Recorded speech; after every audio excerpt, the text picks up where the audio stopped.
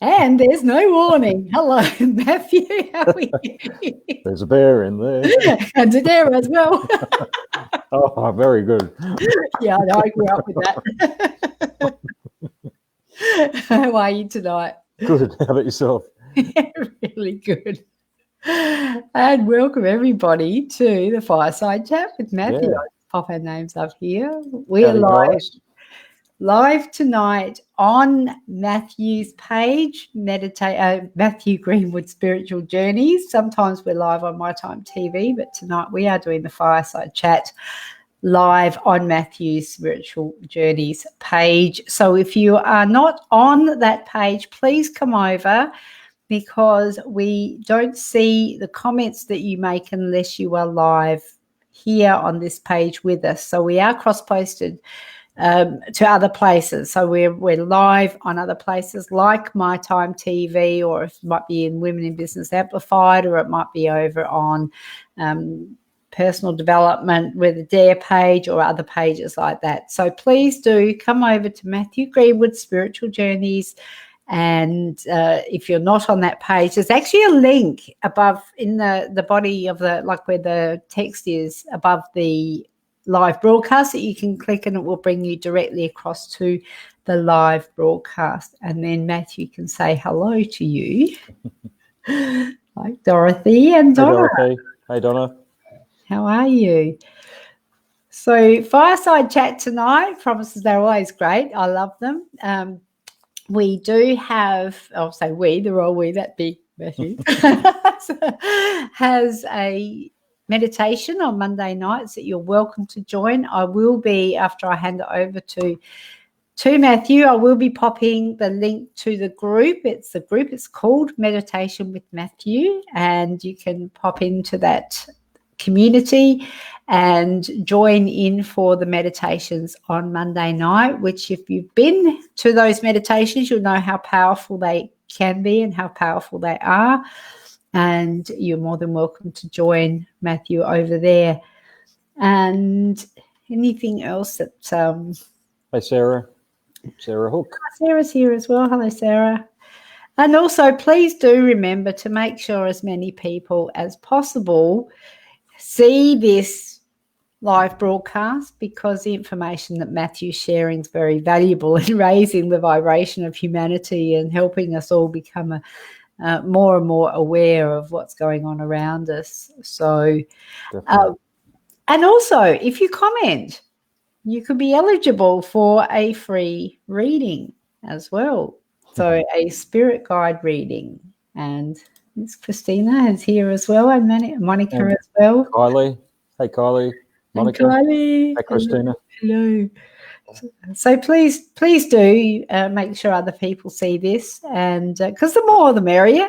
And I'm going to leave you with it. You can announce last week's winner, and if you do make a comment on you and you want to be in the draw to win a spirit guide reading that's announced next week, you will need to be on Matthew Greenwood's Spiritual Journey page to be able to comment to go into the draw, so that we know. If you get a comment, what will happen is you'll get a message in your inbox. If you make a comment, and it will say, if you want to register, just type Y, I think it is, or type yes. And if you don't want to, you don't have to do anything, and then nothing will happen. So if you want something to happen, you've got to do something different. You've got to take some action. On that note, thank you, dear. I'll leave you to it. Bye-bye. Hey, guys. How are you going? Hope you had a good week. And so got another interesting night, I hope, for you guys tonight. Bit of a follow-on from last week's around about ETs, but I'm going to broaden it out a little bit to talk a little bit more about individual races that I've connected with, and what they're about, why they're here, but also interactions that they've had with humans over thousands, millions of years, and also what's going on currently that I know of. And yes, I'm going to try and fit that in an hour, which probably won't happen, but I'm going to try and do a good job of it. So just in regards to questions, look, I love answering questions, but with this, I need to stay in a bit of a flow. So what I will do is any questions that anyone has, I'll leave it for about the last 10 to 15 minutes of the show, so at about 7:45. And then I'm happy to answer questions. And normally, because why questions are great for me is it brings up more information, because if someone asks a question, that means I can go off on another tangent, which brings in information that I probably haven't talked about tonight. So now we've got a winner from last week, a spirit guide reading, and it is Jan Turton. So Jan, I'm going to be in touch, or we'll be in touch with you through the week to get you booked in for a spirit guide reading, and we'll try and organise that, and for sometime soon anyway, whenever we can fit it in. What else was I going to say? I think that'll do. So as per usual, I'd like to start off with a quick grounding exercise. So that exercise that is just about keeping your energy stable. And I actually want to talk about that a little bit too later on in the hour, in relation to using that energy and what we're actually connecting with, and how that's a huge advantage to us on many levels. So, all right, so let's do this little meditation first. Take about 5 to 10 minutes. So I reckon all of these names that I'm seeing up here so far, you guys have done this before, so I might actually speed it up a little bit, because I reckon you can keep up. So, all right, just to start with, as usual, it's all about the breath. I was about to say something like cleaning your teeth is necessary for this, but no, it does help. So nice, deep, full breaths.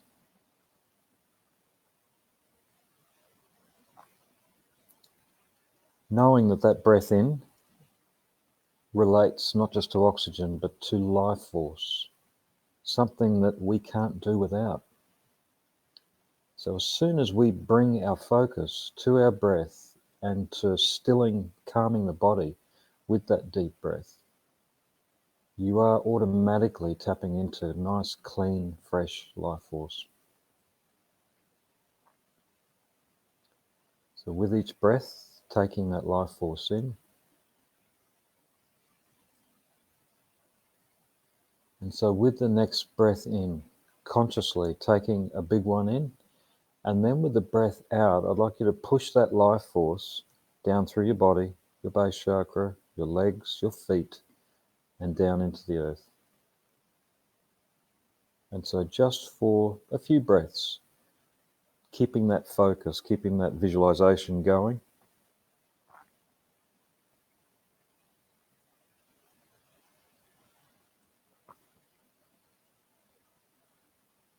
And I'm assuming here, but I'm sure a lot of you already know this, if you can visualize really clearly, then you really make that happen. The ability to visualize actually manifests things, whatever you're focusing on.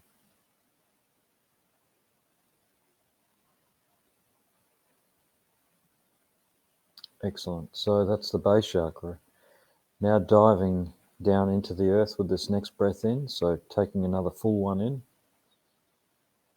And then with the breath out, just drive it right down to the core of the earth, to your earth chakra.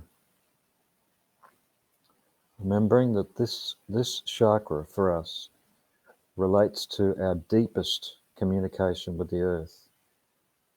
And this is the chakra point that all spiritual cultures eventually anchor into. This follows through. Once you've got this strong connection, you have a much deeper communication with the earth.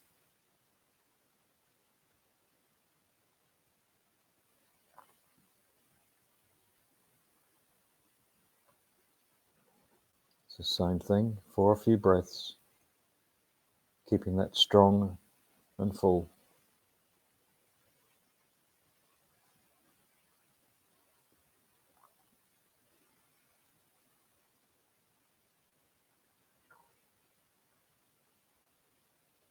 And remembering that the feeling most people get when they do connect and anchor into that earth chakra is just an overall feeling of groundedness, a calmness, peace.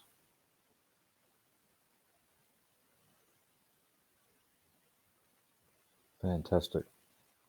Next step and last step is just knowing, having confidence that you are nicely grounded now, and then tapping into this aspect of our energy, which is called our core star energy. But what it is, it relates to the God force within. So that higher vibrational energy that is God, Great Spirit, Creator,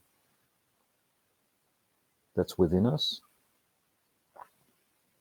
And then imagine that as a ball of high vibrational energy right in the center of not just your body, but your being.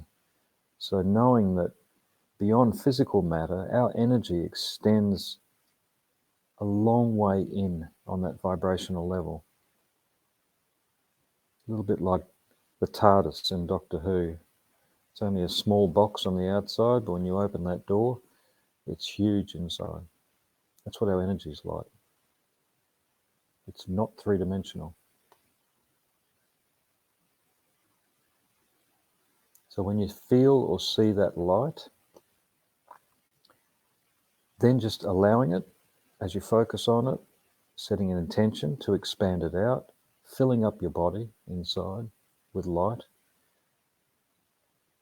Imagine that light radiating through all of your energy system from the inside out through into the physical to start with.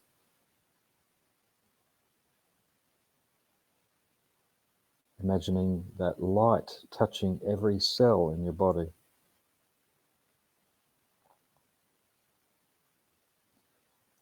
Then as you can't contain it any longer within the body, allowing it to expand out into the what I call the human aspect of the energy system, which is 7 energy bodies out, which is roughly around 3 to 4 meters.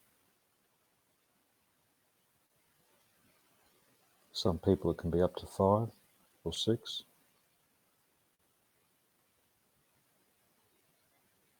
But into that space at least. And then building that energy up in that space, because that's not all we are. We're much more than that. So as you build it up, just keep filling that space with light.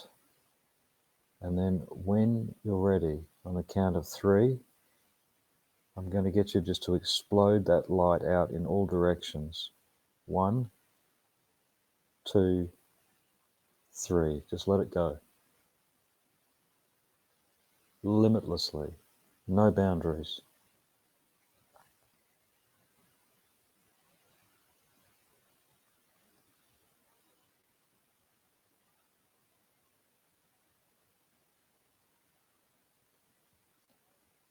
Just allow yourself to feel the experience just for another minute. This sense of expansiveness, what this is doing,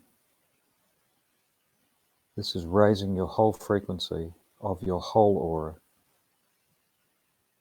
When you think of that word protection and needing an egg of white light around you, which is a really old way of doing things, forget it. That doesn't work. I can actually talk about that and know for sure that it doesn't. But what this does, raising this frequency from internally and expanding it out, it does so much more, and it's actually successful.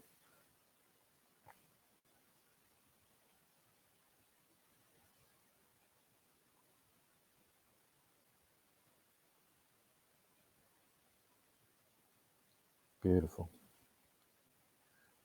Okay, so now just gently bringing your awareness back to your physical body, you don't have to pull this light in. Leave it expanded out.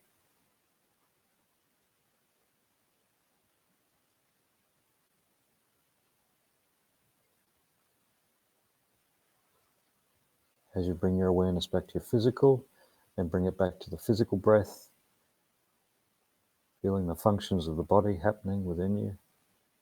And then when you're ready, in your time, you can open your eyes.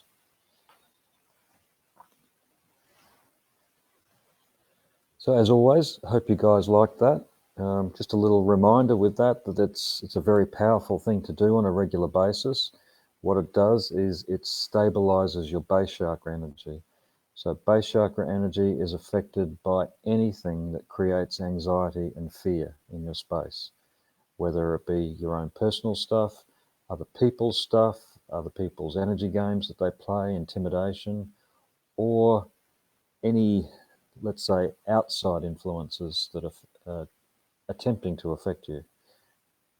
Keeping your energy at a high frequency and grounded pretty much negates that stuff.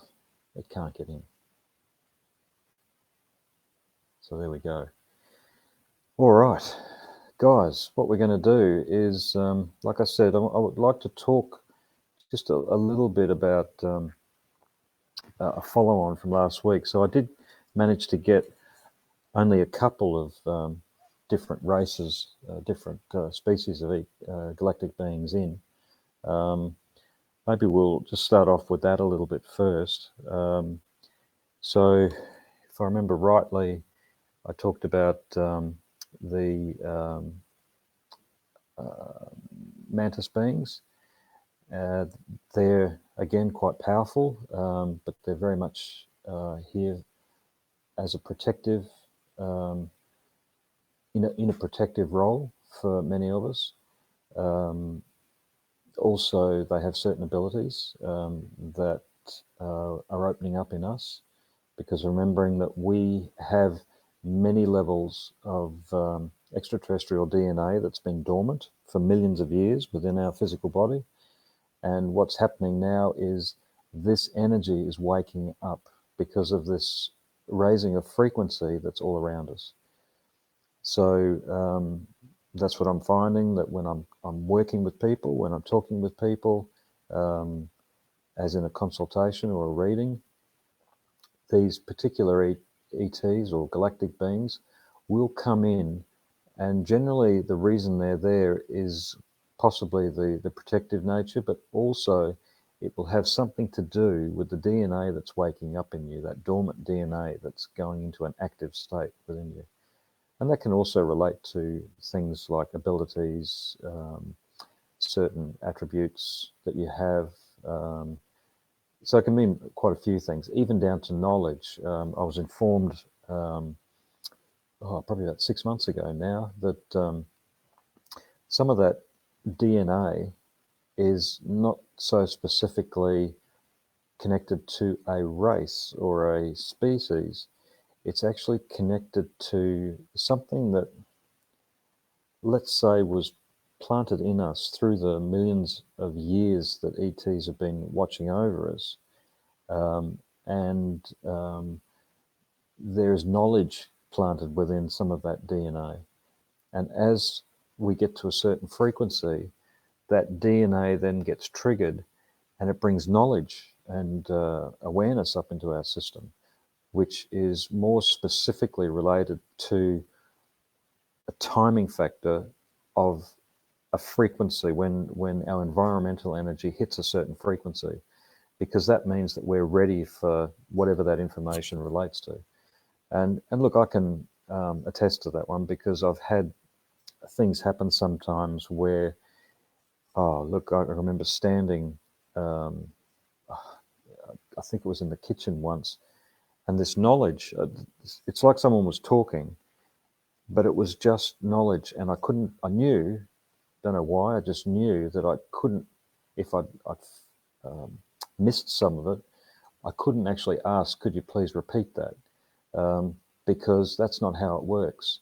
It was just straight knowledge. So I was grappling for a pencil and paper. And but it's quite amazing information, and probably more personal information, but it was actually quite incredible how it came through, and it was clear as a bell. So that can also be happening for us too. So there's another race I'd like to talk about, and this particular race, I was approached by a female being, and she basically gave me a bit of an observation of her planet, of her people, and I guess I'll just share a little bit of that. So her energy, she's not Palladian, but she's in that area of the universe. Palladians have, unfortunately or fortunately, whichever way you look at it, is a bit of an umbrella term for quite a few different races that are out in that area. And not all of them, I guess, are there for the same reason. So we do have to be careful about how we, just opening our energy up and not thinking about what we're opening up to. We need to be responsible for what we are opening up to. So one thing I would always suggest, of course, is when you get an uncomfortable feeling about something that's there with you, a being that's there, well, shut down. Just ground your energy and basically tell it to nick off in no uncertain terms, because it's not wanted. But you do have to trust your feelings, and it's most important with the stuff. It's very important that we keep ourselves anchored into the earth, because we are far more powerful when our energy is grounded. But that I'll talk about a little bit later. So yeah, this particular race. So she was showing me around how they live, and an interesting thing was how they eat. So we have people would know, if you've ever tried to be on a diet or anything like that, there's so many diets out there. There's so many ways of looking at foods, and then you get these ads for high vibrational berries that are found only growing on the top of the Himalayas and all this kind of thing. You know what I mean? There's all these incredible foods out there that are high vibrational foods. They're just going to make your body zing. She pointed something out to me. She said they look at their consumption of foods, and by the way, she said about 95% of the population only eat food that comes from vegetables or plant material. There is still a little bit of meat eating that goes on, but it's very minimal, and it's something that's just dying out, I guess, in their dietary needs. And this has to do with the level of vibration that they're at.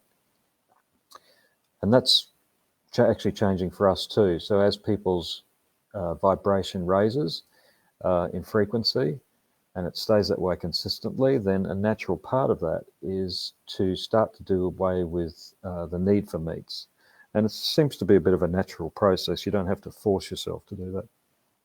So the way she looked, or their people look at things, is they have like a 4-tier process.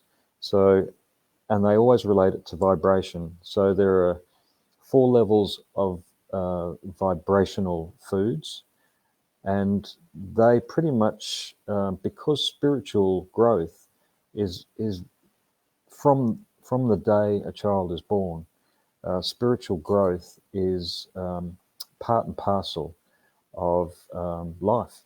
So wouldn't that be nice for us to have that? But look, it's coming. It will come eventually. Maybe not in our lifetime, but it's going to come. So in that, what they do is they will, I guess, categorize you just through where you're at on a personal level and on a spiritual level, and then you will eat from a particular tier of food, and that is perfect for your vibration, because it nourishes your physical body and all of your energy bodies. So you've got, in your energy bodies, you've got not just physical, but you've got the mental aspect, the emotional aspect, and the spiritual aspect. And there's also a galactic aspect. So when there's integration with other races, then this galactic aspect of the aura starts to kick in, which is starting to open up for us. It's not quite there as strong as it could be, but it's certainly opening up. It's the sort of thing that shows up when I'm running workshops and we're looking at the energy system and feeling how many energy bodies we have beyond 7. And I think I've said in the past, so far we've found 32, and it just keeps going. So so the big thing is, with this high vibrational food, she was explaining to me that if someone on one of those lower tiers jumps straight into trying to access the top level tier of food, then that would have actually adverse effects on the physical body, because of the vibration, it wouldn't be able to, number one, take in your body, physical body, wouldn't actually be able to take in the fullness of that food, and you would only be getting partial levels of the potential that food can give you, but it can also have adverse effects on your physical body. So this is the thing that is most important, and I think that's where we may be getting it wrong at times, that some of those foods that people are eating can have an adverse effect on the physical if their physical body isn't ready for it. And again, it's not just about the physical, it's about the mental, emotional, and spiritual. So so that was one aspect. The other thing is they pretty much live semi-underground, so looking from above, it's very difficult to see their buildings, because they are mostly only the front of them is normally visible from any direction. The rest is underground, and but they also do a version of yoga. It looks. I was watching a group of them doing it, and it looks like a bit of a combination between Tai Chi, Qigong, and yoga, and it's actually it looks really great to see it in action. And I have worked with a couple of people, and this one particular person who was a yoga teacher, I was explaining some of the moves, and she was actually in the process of putting together a new form of yoga, and she didn't even want to call it yoga. And we worked out, because she had one of these beings, these particular beings with her, we worked out that she was being taught this particular system. And so it was quite amazing. So you never know, you might see that coming out soon. What else? The other thing is they have slightly different coloured skin. They mostly look like us, but a different coloured skin, because they have different vibration on their planet. Also, they have a different level of sunlight, and it has to do with the gases and the atmospheric conditions. But the actual planet has a multitude of forests all over it. You can barely see a structure from above. So one of the reasons why she is here showing people this is because we must be heading this direction, number one, otherwise they wouldn't be bothering with us. So this is all, again, to help us to grow spiritually, to open up to new ideas and start to put them into play. And there's another one that's coming on the scene, another different being that's coming on the scene. And these ones are quite tall. So if most people know that look of what the greys are like, the little short ones are about 4 feet tall, large head, large eyes, bit gangly, but skinny looking with the body. Well, this one is maybe not quite that same proportion, but is very tall. It's about 7 foot tall in proportion to the body, has a large head and large eyes, and very incredibly intelligent and incredibly spiritual too. Believe it or not, actually a sense of humor. And so they're here again. They're only recently come in on the scene, from what I understand, in working with more people. And I believe this has to do with, again, vibration, because we're, number one, they're able to actually be in our vibration. So they're a much higher vibrational being, semi-transparent. They're a bluey grey colour, and they're very much a light being, but they still have a physical nature about them. And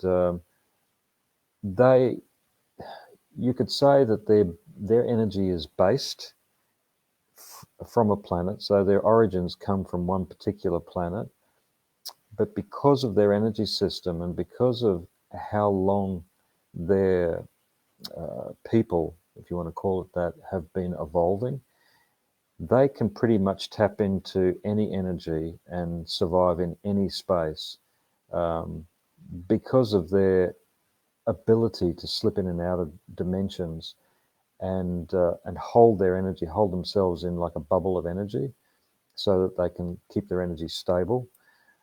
So we might, from there, and look, like I said, a few people have joined in. What I'm going to do is, any questions that you've got, I'm happy to have a look at them at the end.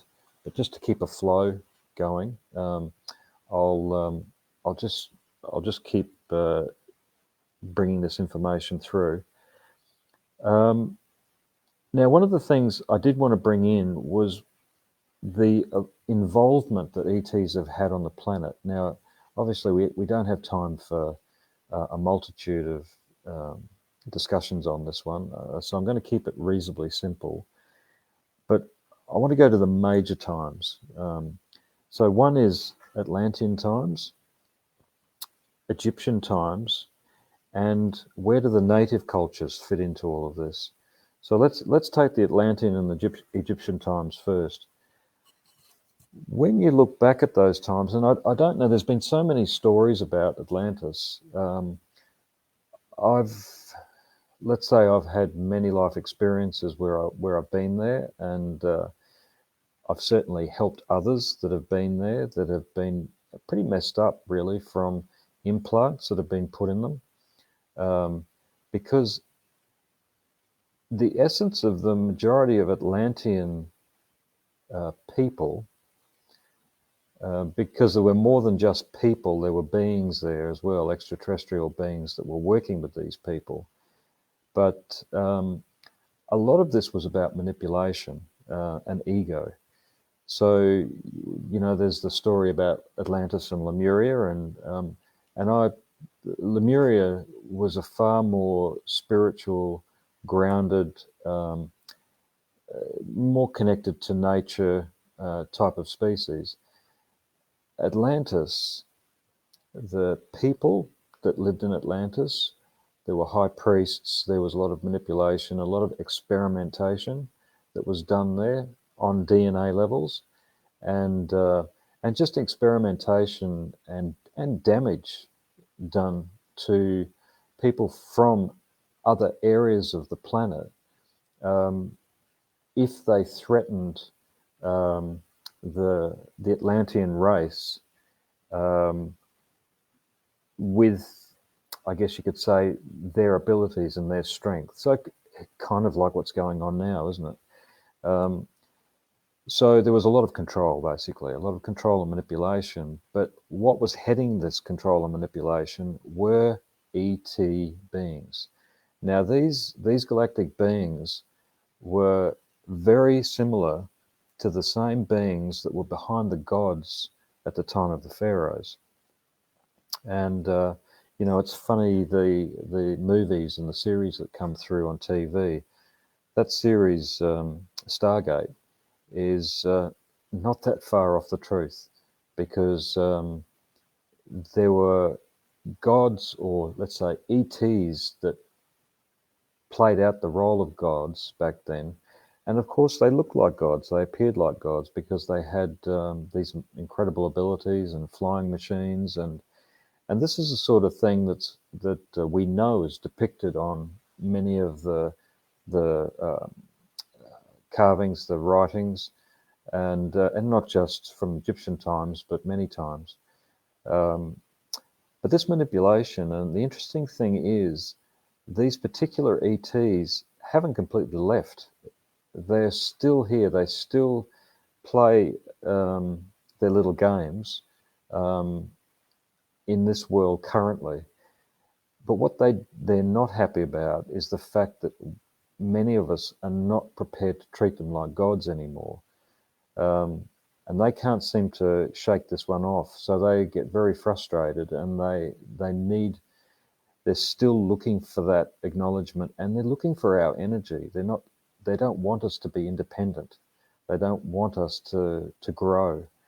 The whole methodology behind the ETs on a negative level that were in Atlantis, that were in Egypt, was all about the need to get energy, life force, because they were playing their lives out here on planet Earth. Now, this is one thing that I said I'd come back to, this one about the grounding and how important that is. So one of the things that is really important to understand is our energy system.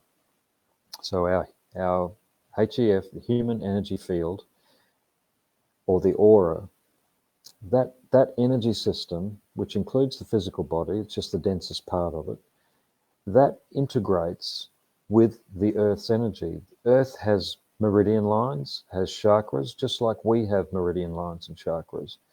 Now, our energy, when we're connected to the Earth, when we're fully connected to the Earth, then nothing can shake us, because our energy system is basically anchored into the Earth.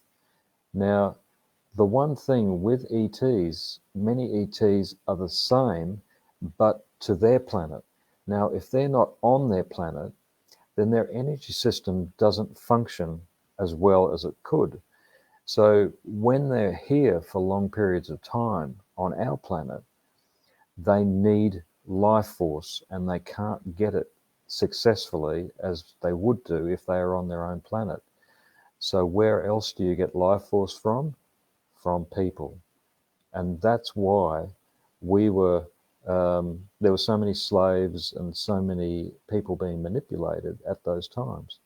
And it was a very powerful times. And so those gods, or those beings that were playing out that god role back then, they're still around, but they're being kept at bay mostly. But they're still connected to some people, and you can probably guess what type of people. Some of these leaders that in our world now that are doing the same thing, manipulating, keeping many people poor, many people subversive, and just downtrodden. Now, with that continuing, it feeds. It's not just feeding those leaders, it's feeding the beings behind those leaders, and that's what we have to remember. So the more grounded we become, the stronger we become, the more we buck the system and actually fight for our rights, then they don't have the power anymore. So the only ones giving them this power and this energy and life force is us. So it's up to us to change that. So that's Atlantean and Egyptian times. But this is one question I've had, because I've connected with a few different native cultures, and it's always interested me when you think about how defined like the Aboriginal culture is. You know, you don't see another culture like it on the planet. The African culture, the North American Indian culture, the South American Indian culture, they're very pure. You know, yes, it's been tainted over the years with other races, but they're an incredibly pure race. Where did they come from? How did they just appear? And this is a story I was told. So I was told that at particular times in Earth's history, in humanity's history, when there's been huge events, could have been cataclysms or events like Atlantis and like Egypt and the negative aspect of when the gods were, or these ETs were acting the god thing out and manipulating many people. When that was cleaned up to some degree, when it just fell away, the world needed some grounding. It needed the balance of the population. We're talking about the consciousness gets shaken. The consciousness of humanity gets shaken when big things happen. So there was an agreement with a few different races on other planets that a level of them, a number of them, would be brought to our planet to re-stabilize the planet, basically to help to reground us, to keep us strongly connected to the earth again. Now, this was interesting for me because it did seem to make sense, but I thought, I wondered what the native cultures believe about this. Now, I've lived with the native, the Lakota people in North America. They have their stories of the stars, and they know that their origins come from the stars. But I had a really interesting conversation with a couple of Maori elders last year when I was over in New Zealand doing some work, and had this great connection with these two guys. And we sat down, we were having coffee for about 2 hours, and anyway, we were talking about all kinds of things. They heard me talk about some stuff at one of the talks I gave, and they were asking me about galactic beings. And I said, well, funny you should ask, because I told them the story that I've just said to you. And they're looking at me, and I love the way they look. They're just very poker-faced, you know. They're not nodding and smiling, or they're just looking. And I'm thinking, oh, I hope this is anything like their stories, but I didn't know. So I was just blurting it out. Anyway, they both looked at each other, and then one of them said to me, this is exactly what we're taught in our teachings. So the stories that have been handed down from one generation to another. So it was correct. And I've always trusted the information I get, but the human part of me likes to get that confirmation sometimes. So it was very relevant for that time, because I have made a really good connection with the Maori people over there, and it's a beautiful spot, New Zealand. So if you ever get over there, you've really got to explore. Now, I did want to talk about reptilian beings too, because there's been, if you're in the spiritual field at all, I'm sure you would have heard about reptilian beings. So, where do I begin? So it's been an interesting journey for me, because I've been doing this work for about 30 years, and I've been seeing reptilian beings for probably about 28 of those. Didn't quite know what they were at first. Pardon me. I'll give you an example of a couple of incidences I had with them. So one was, I was working on a guy who, when I look back at his personality, he was very much in his ego, and that's what he had come to see me. But it was a bit of a battle for him. So I had him on the massage table, and I was going to be doing some energy work on him. And seeing if I could get to the bottom of why he was so stuck with his ego. I turned around to grab something from on my bench. I think it was a crystal or something like that. And as I turned back to see him, I saw, now he would have had to have been about 6'2", 6'3". He was a tall guy.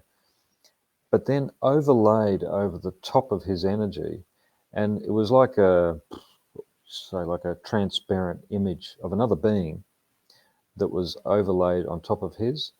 It would have been about, in the old language, about 8 to 10 inches longer, both past his feet and past his head as well.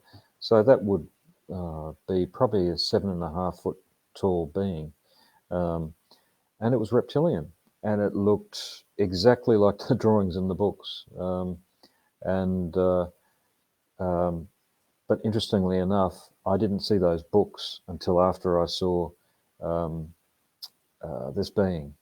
So it didn't come from memories that I had tucked away from what I'd seen in books. I'd never seen anything. Back then online, there wasn't a lot of information about reptilian beings. And so then I started to see them around certain people. And it was always people that were highly strung, probably more so guys, but not necessarily. Definitely around people that were manipulators, because that's what they do. They feed, reptilian beings are like parasites. They feed off people's energy. Now, what they have the ability to do, and I don't want to scare anyone out there with this stuff, but again, just go back to the grounding thing, because that's what's important for us. They've been around here for millions of years, so it's not like they're only new here. They've been around for a long time. But their MO, or the way they work, is that if you're just say, for example, you're a manipulating kind of person, then they will hook their energy into you, and they will play that out even more. And so they feed off that energy. That's what they feed off. And this is another example of beings that need their energy, need their planetary source to actually survive without the need to take energy from other beings. And I'm trying to think of the guy. There's a guy that wrote the book. He's actually having a lot of trouble at the moment. David Icke. David Icke, interesting guy. He has been completely wiped off the internet. Facebook won't allow him on anymore. He's been involved in the New Age scene since probably about I first started even. And his specialty is he knows a lot behind reptilian energy. Now, he was coming here to Australia to full packed auditoriums, and guess what? Australia knocked back his passport. He wasn't allowed in anymore. And now you've got to ask the question, why? Why wouldn't they allow him in? I thought there was free speech in Western culture. Maybe not so anymore. So these are the things we have to be careful about. But anyway, getting back to these reptilians, he talks about in many of his books about reptilian beings that their energy system, since they first came, which was millions of years ago, they were never able to, when they die, when they pass over, they were never able to escape the energy system of the Earth. For some reason, they weren't able to make their way back energetically to wherever their origins come from. And so what happened is their energy, what was their spiritual energy, if you want to call it their spirit, was stuck here on the Earth. And they just kept recycling over and over and over. And so the one thing I was told many years later, after seeing those beings, I was actually confronted by, let's say, an updated reptilian being from its source planet. And it said to me that in a few years to come, the energy, the frequency on the Earth would be increasing in vibration, and that would be when reptilian energy could go home. And it explained about its story, the evolved reptilian energy. And mostly, there still are negative reptilian beings. It's a broad family. They're not all the same. They're not all categorized under the same umbrella term. But there are some good, some bad, and some indifferent. But the ones that are good, these reptilian beings were able to go back, and quite honestly, I rarely see any reptilian energies anymore. And this is why, because people that are moving them on, so other healers, besides myself, that are moving them on, they're not so stuck here anymore. But of course, any of these beings that are here and that have been a part of our energy in any way, shape, or form, it represents a part within us. So, there are manipulators within us. And we need to, again, learn to be much more self-aware of who we are, how we act, how we judge, not just other people, but how we judge ourselves. And once we start cleaning up our act and letting go of emotional energy, then we become much clearer, where instead of us playing those games, which a lot of people do, play games to get energy, life force from other people, because they're not getting it naturally themselves. And this is why people play energy games.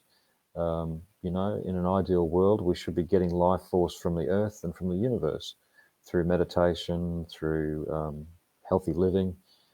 But what happens is, no, people get in the stress state, and so the main way to get life force is to be manipulated by taking it from other people. And this is the work. A lot of the work I do is helping people to disconnect from those patterns and to clean up, basically clean your past up, so that you're pretty much starting from a much fresher slate and much stronger, much clearer. And what that does, it opens up your abilities and your awareness hugely. So look, what I'm going to do is, it's amazing how quickly the time goes. But I'm going to go to a few questions, and I'm just going to scroll back. So it's all been hello, everyone.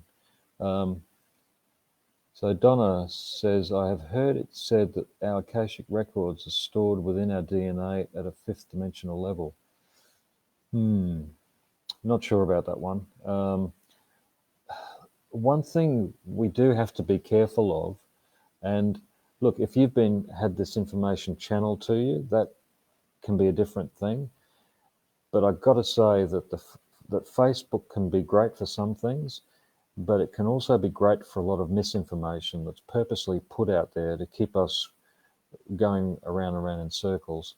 So I'm not going to dismiss that, but I don't know myself. So what I would suggest is explore it, see if you can get confirmation on some other level around it. And if it comes up as something that's is commonly found, or that other people have connected with too, then start to explore it yourself individually. So Alison, people are becoming more accepting of these new energies now. Yes, they are. And look, by far, people are asking more questions. It's when you stop asking questions, which a lot of people had done. A lot of people had shut down, but what can't help, it's like a no-brainer now. With this raising of frequency all around us, that's triggering things inside us, that's helping us to wake up.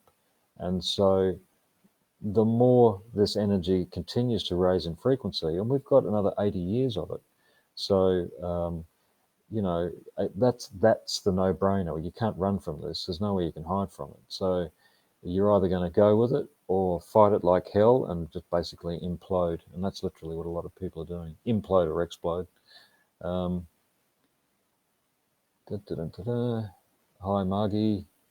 Donna again. Lemuria was more feminine, whereas Atlantis was more masculine in the ways of doing and being. Yeah, I mean, there were both men and women in both continents, obviously. But yeah, this masculine control and manipulation stuff, which is what's dying out now, you know, as frequency is raising everywhere, as we're raising in frequency as individuals and as a consciousness, then we're becoming more in balance with that male and female. And don't the people that are acting out negatively know that one? Patricia, so Trish, do you see people who have alien ancestry or other alien connection but not aware of it? Yes, yeah, I do. And can you tell which race they come from? Mostly. Some not sure, but some definitely, because generally when people come to see me, whatever DNA has been triggered or is being triggered inside them, and it's being triggered inside everyone, generally there is at least 1, 2, sometimes I've seen up to 3 or 4 different ET races, a representative from those races with that person, because they want me to pass on information to that person about what's going on for them. And it's been really interesting. I worked with a doctor once, and so, you know, you have these assumptions about doctors, not showing how much they're open to. And I'd been talking to her about many things. She'd been asking me a lot of questions. And I normally start off a session talking with guides. And so I started with guides, but then I could see these 2 ET beings there. And I'm thinking, okay, is she open to this? And they're kind of getting my attention. I have to talk to her about this stuff. And so I just let it fly. And I said, look, you've got 2 extraterrestrial beings there with you. They want to talk. I didn't even look to see whether she was okay with that or not. And the information I gave her was, I think, information which I said last week, pardon me, about how the physical issues that have been coming up for people as this DNA wakes up. And I said, and all, you know, and everything is actually normal. You know, it's only a fluctuation of the glands as they're being triggered by this DNA waking up, and these physical things or ailments or whatever you want to call it, reactions from that the body is having because of that is only limited to a small space of time. Anyway, after she picked her jaw up off the ground, she acknowledged that and said, thank you so much for passing that on. I've been sending most of my clients off for tests because of issues relating to different glands, and they've all been coming back normal.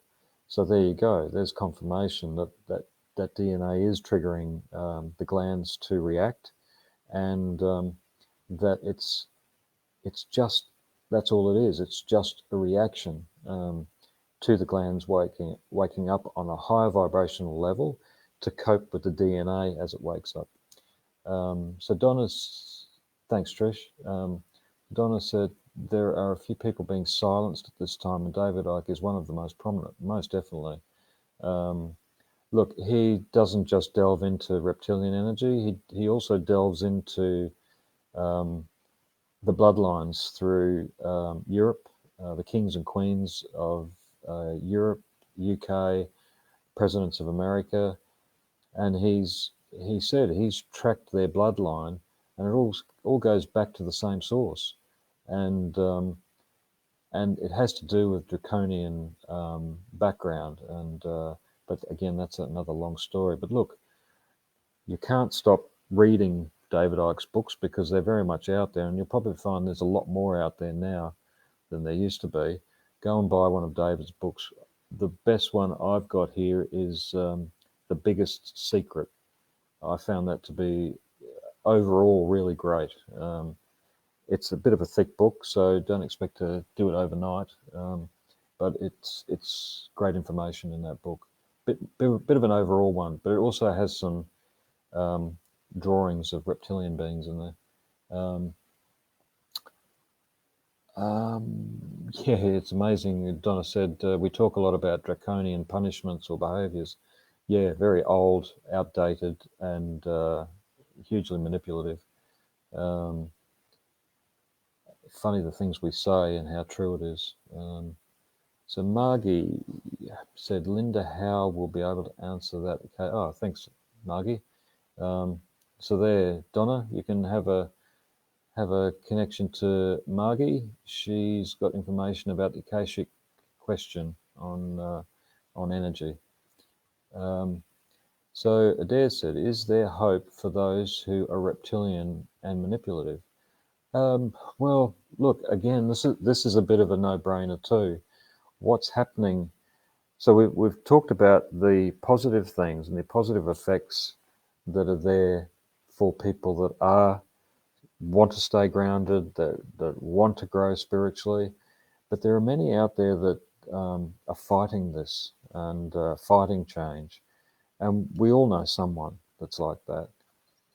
And there's kind of one of two things that generally begins to happen. So with those people that are fighting it, you've got to remember that as someone that's holding their energy, trying to hold their issues, that manipulative nature, try to hold that down within them because that's all they've known, or that's how life has worked for them. They have to change. They have to evolve from this, or they will either implode. So that means mental issues, and there are mental illness is going through the roof at the moment, and that I've been assured of by people in the medical system. The other thing is things like suicide is on the increase as well. That's going through the roof too, and that's the exploding thing. And look, these horrible things you see on the news where someone shoots their whole family, all that horrible stuff. And, you know, they interview neighbours and they're just, you know, they say, oh, I didn't see that one coming. You know, they seemed a really nice family. He seemed really great. But whatever triggered that is normally from a much deeper level. And again, it's the energy that they're holding on to, which that suppressed energy that we do hold on to at times, old emotional energy, when it's being hit by high vibrational energy, which it is now, wherever you go on the planet, then it has to come up to the surface. Now, sometimes people, if they're not ready for that stuff, it can really throw them. It can really be quite detrimental to them. So it's a good idea, you know, as sensitive people, as more people open up on a sensitive level, be aware of those that are around you, you know, that are having difficulty. Be prepared to talk with them, you know, see what's going on for them. Because there are going to be a lot of people that are going to struggle with this. And it's not going away, you know, it's just going to get more so. And it's important, you know, to bring the world into a better balance. We need to start dropping our judgment of others and learn to communicate, learn to help others more. Look, it's one of the biggest questions I've been asked over the years about ETs is, why haven't they shown themselves? You know, why aren't they helping us? And I've probably asked the same. Well, I have asked the same question myself. But when you think about how hard it is for most of us to get along with each other, and we're supposedly human, then how would we go with a completely not a being that looks like us and is maybe from, you know, a Palladian being, you know, from that area, in the universe. What about a being that looks completely different to us? How would we cope with that? There'd be a lot of fear. What comes from fear is that fight or flight. A lot of people will fight, and we know what the military are like. They will just want to cage it, kill it, or dissect it. One of the two, one of the three. And so there's a lot of this going on, and we have to do our best to support those that are having trouble. So, just be more self-aware. As you become more self-aware, be aware of people around you and what they're going through. It's a really important part of this time. Whew. That was one breath. So you can see more and more why being grounded is far more important than not, because it's so important for us to be strong. It's important that we stay grounded and connected to the Earth's energy system, because it's almost like we are so much more powerful when we are like that, and we will continue to thrive. We will continue to grow spiritually, physically, mentally, and emotionally. One last statement from Holly Broadhead, talking about the first race you talked about tonight, diet ways. Yeah, do you see similarities in Indigenous beings of today? Yeah, good question, Holly. Look, having lived with the Native Americans, the Lakota people on Rosebud Indian Reservation, I wouldn't like to see their reaction if suddenly a whole lot of vegetarians moved in and said, look, you've got to give up meat. It's just not appropriate to eat meat. Because their whole diet, their whole physiology is reliant on that protein, on that form of protein. But I guess there's a difference, it's not just processed harshly in abattoirs. I know the guys over there, I know a lot of the guys over there, and they hunt, and they're very respectful of the hunt. And so the animals are basically living wild, and there is a lot of game on the reservations. And so what they hunt, they eat. It's not just left to rot out in the forest. And they use every part of it. And I can attest to that because I've seen what they do. I see how they use those things. A lot of particularly the buffalo skins and deer skins, end up going to the elders to keep them warm and to nurture them. This has been going on for thousands of years for them, and it's important to remember that culture.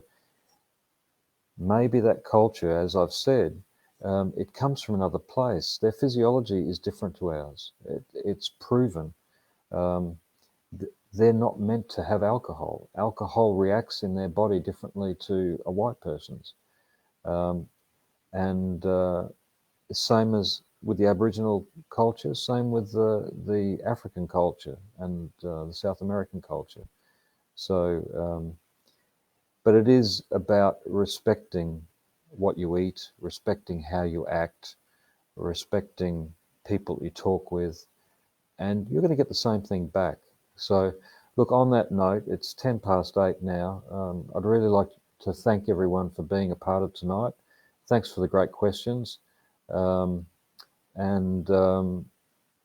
Happy to, if anyone has any questions or anything they'd like to share with me that's they think is really important, I'm happy to take phone calls during working hours. And it's important that we work together, it's important that we do stick together and help each other. This is the way we're going to get through this time ahead. And it's going to be a little bit rocky at times, but it's going to be incredibly fruitful with our growth and individual and with the people we meet. So, take care of yourselves and look after your friends and family. Thanks, guys. See you next week.